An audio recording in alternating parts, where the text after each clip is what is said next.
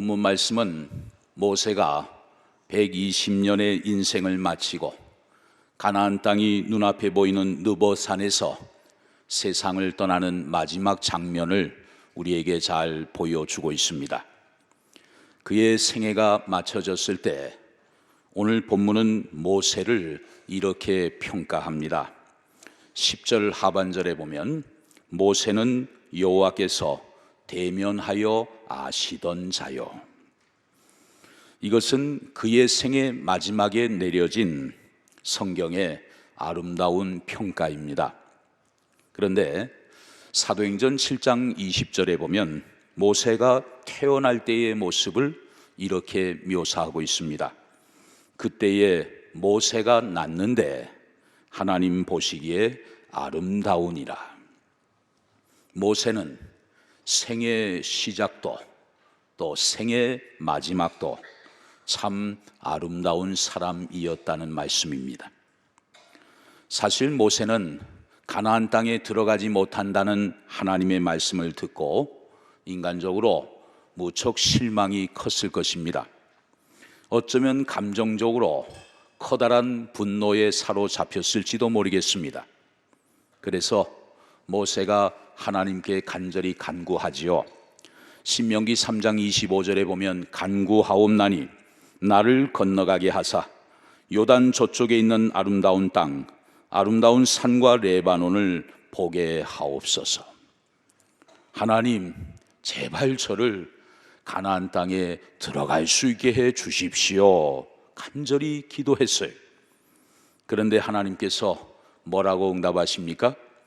신명기 3장 26절 하반절에 보면 그만해도 족하니 이 일로 다시 내게 말하지 말라. 아주 냉정하게 모세의 기도를 하나님이 거절하셨습니다.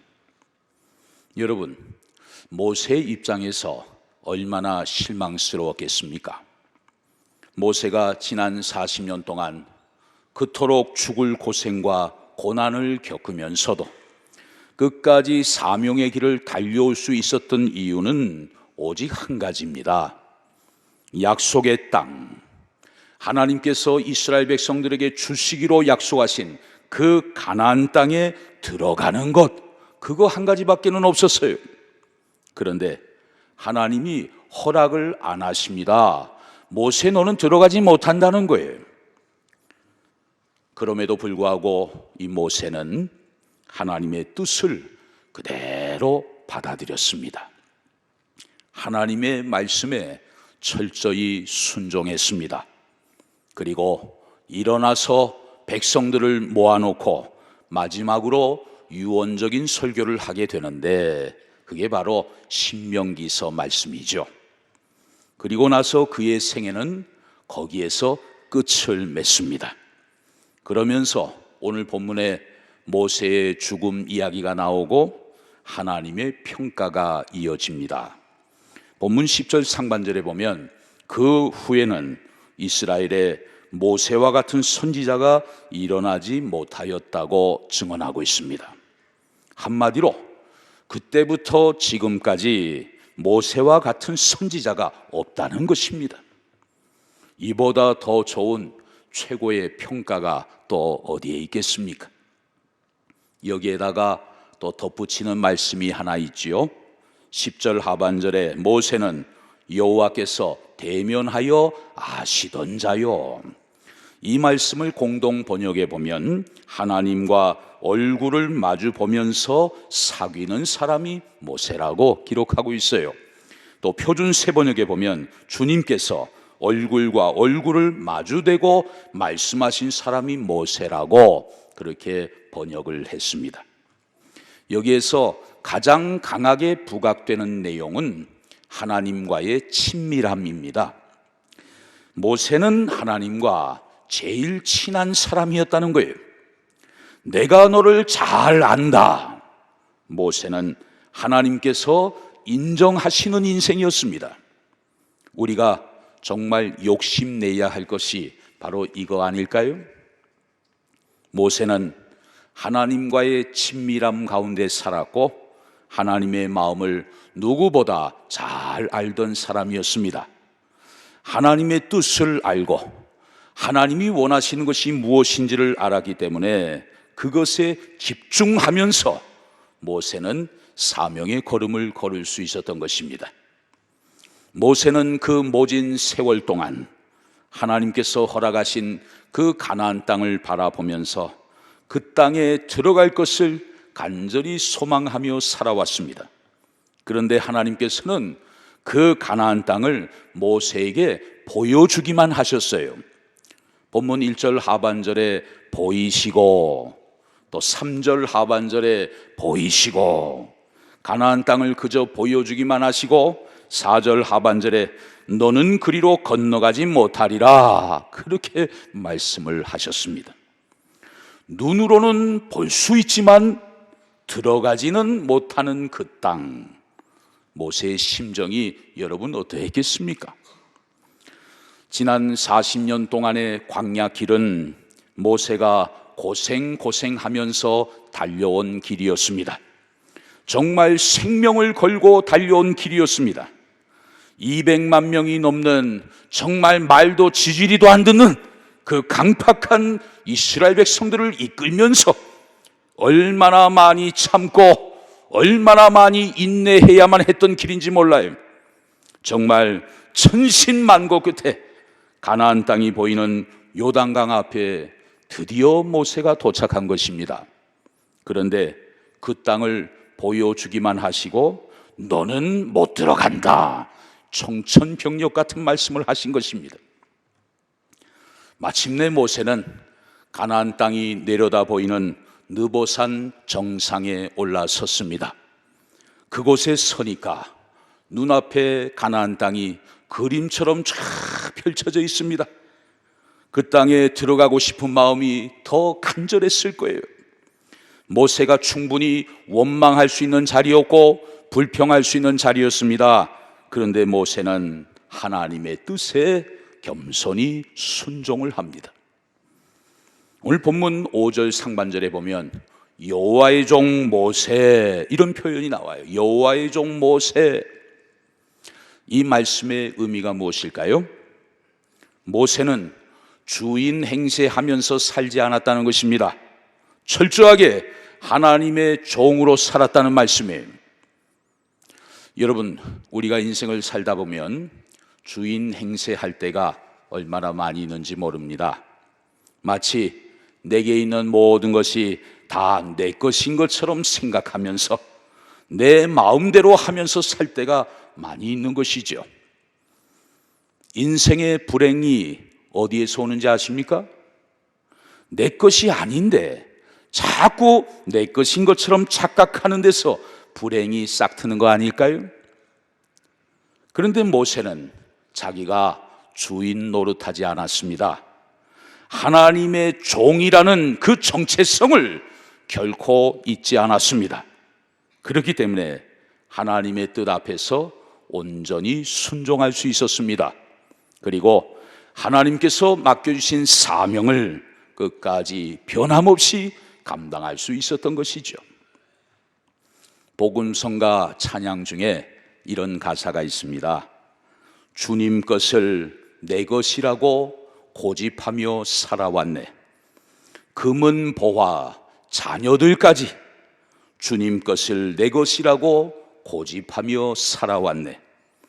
아버지여 철없는 종을 용서하여 주옵소서. 맡긴 사명, 맡긴 재물을 주를 위해 쓰렵니다. 그렇습니다. 우리가 우리 자신을 돌아보면서 늘 새롭게 결단하고 늘 새롭게 고백해야 할 것이 바로 이거 아닐까요? 주님, 내게 있는 것 그 어떤 것도 내 것이 아닙니다. 그 모든 것 다 주님의 것입니다. 내 인생도 내 자녀도 내 자손도 내가 이 땅에서 이루어낸 그 어떤 성공도 결코 내 것이 아닙니다. 저는 단지 주님의 종일 뿐입니다. 이것을 우리는 늘 고백하며 잊지 말고 살아야 할 것입니다. 신명기 3장에 보면 하나님께서 모세에게 너는 요단강을 건너 가나안 땅에 들어가지 못할 것이라고 말씀하시면서 주신 명령이 하나 더 있었습니다. 바로 후계자를 훈련시키고 준비시키라는 그런 명령이었어요. 신명기 3장 28절에 보면 너는 여호수아에게 명령하고 그를 담대하게 하여 그를 강하게 하라. 그는 이 백성을 거느리고 건너가서 네가 볼 땅을 그들이 기업으로 얻게 하리라 말씀하셨습니다. 이 말씀대로 오늘 본문 9절에 보면 모세는 하나님의 명령을 따라서 여호수아에게 안수하고 그를 후계자로 세웠습니다. 거기까지 사명을 감당하고 이제 모세가 세상을 떠나게 된 것입니다. 하나님은 그렇게 끝까지 충성하고 헌신하고 희생한 모세의 시신마저 흔적조차 남기지 않고 감추어 버리신 거예요. 여러분 본문 5절 6절을 보세요. 이에 여호와의 종 모세가 여호와의 말씀대로 모압 땅에서 죽어 벳볼 맞은편 모압 땅에 있는 골짜기에 장사되었고 오늘까지 그의 묻힌 곳을 아는 자가 없느니라. 하나님께서 모세의 시신을 완전히 감추셨습니다. 왜? 사실은 모세를 위해서였지요. 만약 모세의 묘지가 알려지게 되면 사람들은 그곳을 신성시하고 신격화할 것이 분명하기 때문이었습니다. 또 하나의 우상 숭배의 현장이 될 것이 불을 보듯 뻔하기 때문이었어요. 모세는 사람들에게 영광받는 것을, 사람들에게 칭송받는 것을 결코 원하지 않았을 것입니다. 하나님이 아시면 그것만으로 족합니다. 모세의 고백은 그런 마음이었어요. 오직 하나님만 높아지시기를 바라보며 달려온 사명의 인생이 바로 모세였어요. 모세는 맨날 말만 하는 사람이 아니었어요. 하나님이 원하시는 삶을 아름답게 살아낸 사람이었습니다. 맡겨주신 사명을 충성스럽게 감당한 사람이었습니다. 무언가 이 땅에 남기고 싶은 그 인간적인 욕망을 기꺼이 내려놓은 사람이었어요. 그리고 하나님의 뜻을 이루어드리기 위해 끝까지 최선을 다했고 깨끗하게 세상을 떠나 하나님께로 돌아간 사람이 바로 모세였어요. 여러분, 도대체 모세는 어떤 마음으로 살았길래 그처럼 귀감이 되는 아름다운 믿음의 삶을 살 수 있었을까요? 그의 인생을 압축해서 보여주고 있는 히브리서 11장에 그 해답이 나와 있습니다. 히브리서 11장 24절 25절에 보면 믿음으로 모세는 장성하여 바로의 공주의 아들이라 칭함받기를 거절하고 도리어 하나님의 백성과 함께 고난받기를 잠시 죄악의 낙을 누리는 것보다 더 좋아했다고 기록하고 있습니다. 모세는 애굽에서 바로의 공주의 아들로 얼마든지 죄악의 낙을 누리는 삶을 살 수 있었습니다. 그러나 세상의 그 어떤 즐거움보다도 하나님의 백성들과 함께 고난받는 것을 더 좋아했다는 거예요. 어떻게 그럴 수 있었을까요? 히브리서 11장 27절에 보면 믿음으로 애굽을 떠나 왕의 노함을 무서워하지 아니하고 곧 보이지 아니하는 자를 보는 것 같이 하여 참았다고 기록하고 있습니다. 모세는 애굽에서 죄악의 즐거움을 누리는 것보다 비록 힘든 길이지만 하나님의 백성들과 함께 고난받는 것을 더 좋아했습니다. 그 이유는 눈에 보이는 애굽 왕을 두려워하지 않았기 때문이라는 거예요. 비록 눈에 보이지는 않지만 반드시 살아계신 하나님 그분을 두려워하면서 그 하나님 앞에서 모든 어려움을 끝까지 참고 이겨낼 수 있었던 것입니다. 여러분 모두 세상을 두려워하지 않고 하나님만을 두려워하는 참 믿음의 사람들이 되시기를 주의 이름으로 축복합니다. 출애굽기 3장에 보면 미디안 광야에서 쓸쓸히 노년의 삶을 살고 있는 모세를 하나님께서 이제 처음으로 부르시는 장면이 나옵니다. 그때 하나님이 모세에게 이런 말씀을 하셨습니다. 출애굽기 3장 9절 10절에 보면 이제 가라, 이스라엘 자손의 부르짖음이 내게 달하고 애굽 사람이 그들을 괴롭히는 학대도 내가 보았으니 이제 내가 너를 바로에게 보내어 너에게 내 백성 이스라엘 자손을 애굽에서 인도하여 내게 하리라. 이스라엘 자손의 부르짖음이 내게 달하고 애굽 사람이 그들을 괴롭히는 학대도 내가 보았다. 하나님이 그렇게 말씀하십니다. 부르짖는 백성들의 소리를 하나님이 들으셨어요. 그들의 학대도 하나님이 다 보셨습니다. 그들의 아픔, 그들의 괴로움을 하나님이 다 보고 들으시는 것입니다. 그래서 그들을 구원하시겠다고 하나님이 모세를 부르신 것이죠. 모세가 인간적인 모든 것을 다 내려놓고 사명을 위해 달려갈 수 있었던 것도, 그리고 늘 하나님의 뜻에 순종하며 살아갈 수 있었던 것도 이유는 단 한 가지였습니다. 그가 하나님의 마음을 알았기 때문이에요. 여러분, 모세의 위대한 점이 무엇인지 아십니까? 그가 하나님의 마음으로 살았다는 데 있습니다.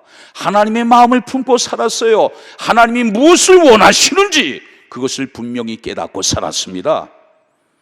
그래서 오늘 본문 11절 12절에 보면 여호와께서 그를 애굽 땅에 보내사 바로와 그의 모든 신하와 그의 온 땅의 모든 이적과 기사와 모든 큰 권능과 위엄을 행하게 하시매 온 이스라엘의 목전에서 그것을 행한 자이더라 말씀했습니다. 사실 모세의 입장에서 본다면 애굽으로 가라, 이 하나님의 명령은 당시의 권력 구조나 정치적인 상황을 이해한다면 도무지 순종할 수 없는 말씀이었어요. 그런데 모세는 그 말씀에 순종하며 달려갔습니다.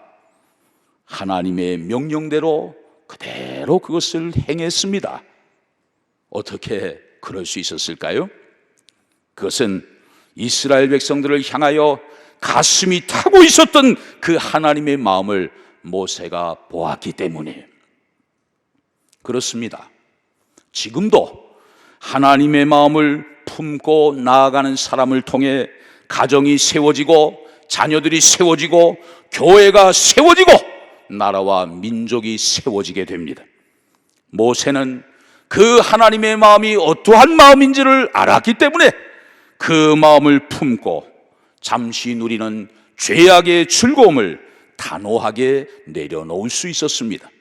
그리고 하나님이 원하시는 그 거룩하신 뜻을 온전히 이루어 드리기 위하여 자기 인생을 과감하게 던질 수 있었고 하나님의 기적을 온전히 이루어 갈 수 있었던 것입니다. 오늘 본문 말씀을 묵상하면서 시 하나가 떠올랐습니다. 김종삼 시인이 쓴 어부라는 제목의 시인데 여러분에게 잠시 소개합니다. 바닷가에 메어둔 작은 고깃배 날마다 출렁거린다. 풍랑에 뒤집힐 때도 있다. 화사한 날을 기다리고 있다. 멀리 노를 저 나아가서 해밍웨이의 바다와 노인이 되어 중얼거리려고 살아온 기적이 살아갈 기적이 된다고 산호라면 많은 기쁨이 있다고. 어쩌면 이것은 모세의 생애였다고 말할 수 있을 것입니다. 그의 인생의 배는 때로는 출렁이기도 했고 흔들리기도 했습니다. 때로는 완전히 뒤집힐 때도 있었습니다.